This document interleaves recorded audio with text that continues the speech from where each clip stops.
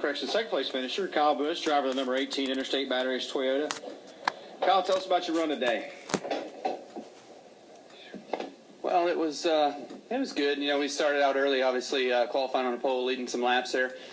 And felt like we had a good car, but, you know, late in the runs, it would just seem like I was burning up the front tires a little too much. And, you know, those guys were able to get by me. I could somewhat maintain with them. But then, you know, throughout the race, we just really couldn't make any adjustments that would help the race car. It just seemed like we kept making adjustments that would either keep it the same or screw up something else, but help something else. So you were kind of always just running the same lap time. It never really gained any speed. So it was just a little bit easier to drive in the beginning part of the race, and a little bit there at the end, saving fuel and whatnot, just trying to bide our time as much as we could, and you know, make sure we were easy on that gas pedal, just trying to make it to the end. And had a late caution there that probably should have pitted, but you know, we have that win, so you'll do stupid things with you know, that opportunity when it presents itself, and we stayed out, and lo and behold, it worked for us. So you know, we ended up coming home second today, running out right at start finish, perfect time.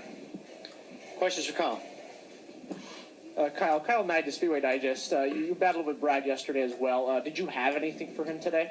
Oh, no, I don't think anybody did. Denny was the best Gibbs car, so he probably had a better shot at him than any of us did, but it seemed like he kind of stalled out in third there on that last run, you know, trying to get up there. We started so far back. I mean, it just, I think we were 11th and 12th or something like that on that restart there with that long run, and Denny made some good ground. I couldn't do that, but, you know, unfortunately they felt like they were too short and had to pit. What were you thinking when that caution came out? I know you made it right at the checkered. What were you thinking when that caution came out? Well, I never really know how close we are, so that's probably a good thing, being a little bit dumb and not knowing. So, you know, Dave asked me, he goes, man, we're close. He goes, what do you want to do here? You want to gamble and stay out? And I was like, yeah, hell, might as well, you know, restarting back there and all that traffic, you know, you can get bottled up in a wreck or something else. And if it goes one green, white checker, you're golden. But if it goes more than that, you're going to be screwed, basically. So thankfully it only went one, and we made it, but we didn't have to pit. So, you know, it helped us. And if we would have run out coming off turn 4, you know, it may have been 4th or 5th instead of wherever the heck Denny is. Thank you. Right here. Tactical and NASCAR.com. Kyle, Denny just mentioned that JGR as a whole, your short track program, has really increased over the past few years. Can you just talk about that a little bit? Increased or decreased? Well, we'd actually say it's decreased. You know, last year and early part of this year, Martinsville, Richmond, I'd say that our short track program's decreased. Unfortunately, you know, you haven't seen the 11 and the 18 winning as many short tracks like we used to be so dominant at.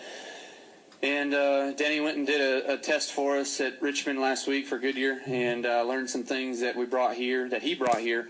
And so today was just a true testament to teamwork. And, you know, what we did with our race car was somewhat try to mirror what the 11 was doing this weekend and put some of their stuff in. So real proud of the effort there that we had somewhat similar race cars. All three of us did, for that matter. I think we were 2nd, 3rd, 4th there for a part of the race because there was only one car that was lights out on the rest. Right here. Rob Tiaxon of thepodiumfinish.com.